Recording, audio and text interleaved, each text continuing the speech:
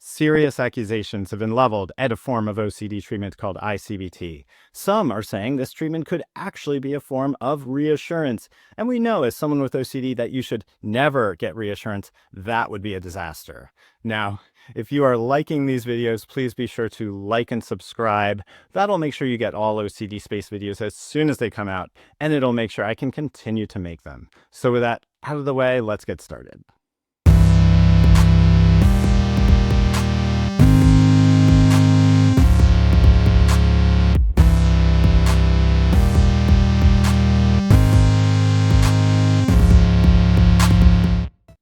Hi, everybody. Welcome back. I'm Mike Parker, and this is OCD Space, your place for all things OCD.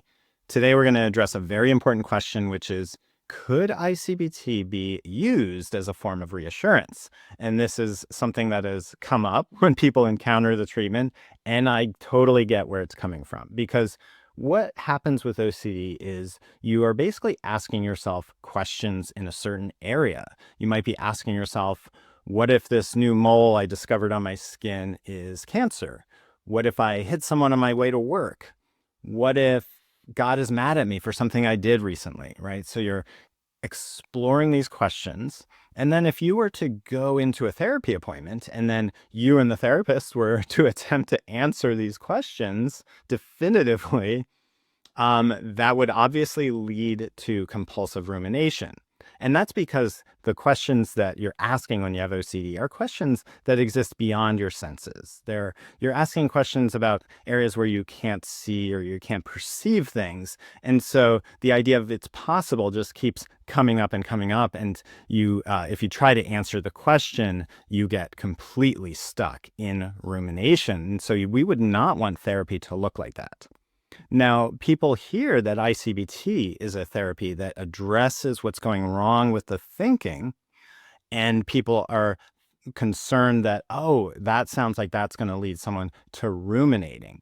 And we want to identify how I-CBT has flipped the script, really, and reframed OCD and reframed the conversation to make it possible to explore thinking without going into rumination. And I'm going to talk a little more in detail about exactly how that's happening. Now, I-CBT actually looks at OCD as a dynamic process that includes two different states. And there's going to be this state of functional certainty where you basically trust that you're okay. You trust the information you have, you think it's enough, and you don't have to go beyond your senses and look for anything else. And you're just drawing conclusions based on what you have available in your own common sense.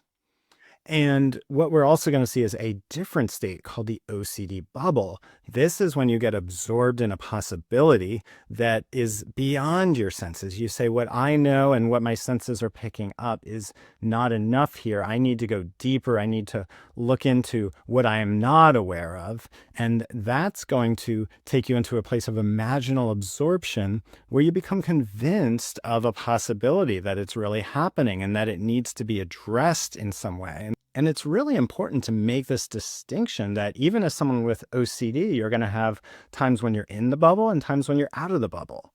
And we recognize that when someone is in the bubble, they are not trusting themselves. They're not trusting anything that they know.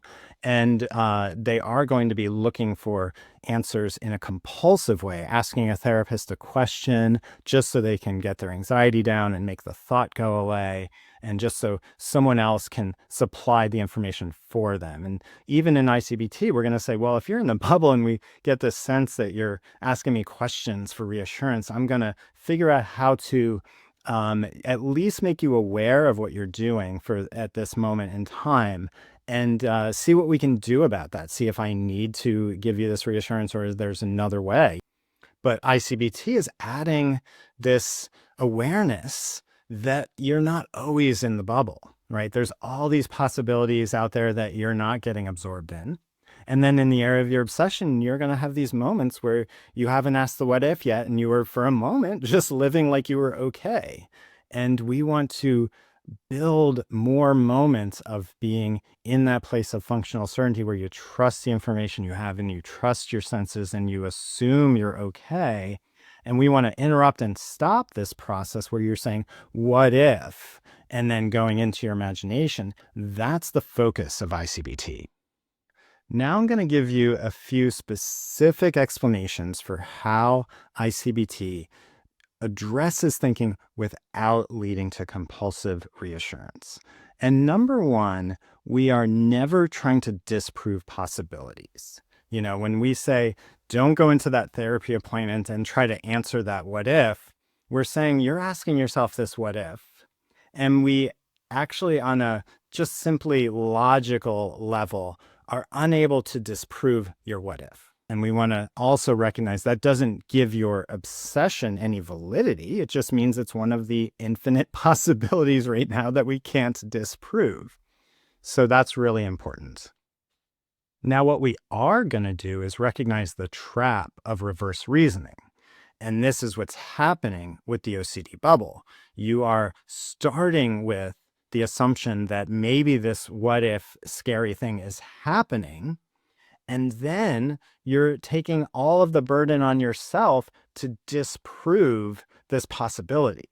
And you could really do this with any possibility out there. I could tell you the sun isn't going to rise tomorrow, and you can't disprove me right now. That could be the first time ever that the sun hasn't risen, right? I can just keep harping on that it's possible. So we want to recognize reverse reasoning starting with a possibility and then trying to disprove it is the problem. The burden is all on your shoulders to disprove it. Now, what do we want to do instead? We want to replace reverse reasoning with healthy reasoning. Healthy reasoning is, I actually assume I'm okay. And the burden is actually on the world, on the universe, to prove to me that a possibility is worth my time with, absolutely convincing, real, concrete evidence that it's happening. And so another way of putting it is that we are not trying to talk you out of your obsession, right? That's that reassurance, proving the possibility wrong kind of approach. We are helping you not talk yourself into your obsession. Are you someone interested in inference-based cognitive behavioral therapy for OCD? Well, I have 2 trainings available online, one for clinicians and a self-help course for people with OCD. If you're interested, check them out on my website, ICBTtrainingonline.com. And my last point is going to be that we are looking at the why. And this is really what we dig into with I-CBT. We're looking at why you're choosing to doubt, why you're choosing to go into the bubble. We're not asking ourselves, what's the answer to the what if here? We're noticing what's taking you in this biased thought process into this possibility and not others. And what we'll find is with OCD, there is a why, and we'll see that you have what we call a feared possible self, which is something you fear is true about yourself. It's a possible imagined self, and that is driving you to doubt in certain areas over others. It's really just this biased feeling of vulnerability that you have about yourself, and we're really working on that issue. And we're also noticing how you have been telling yourself a story that is your obsession, and you've been building this story over and over and over time, and it has become very convincing, and you use a story instead of evidence now.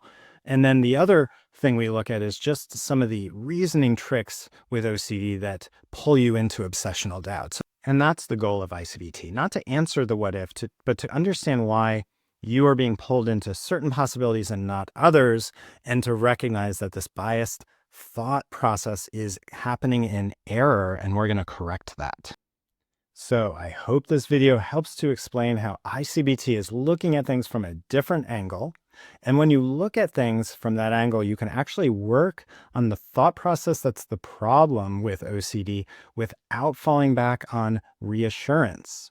We are not trying to answer the what if question. We are noticing how the what if question does not need to be asked, not because it's not possible, but because it's one of a million things that are possible, and it's just not relevant to ask yourself that what if. And we're really going to uncover all the ways that this question is not relevant to you when we do ICBT.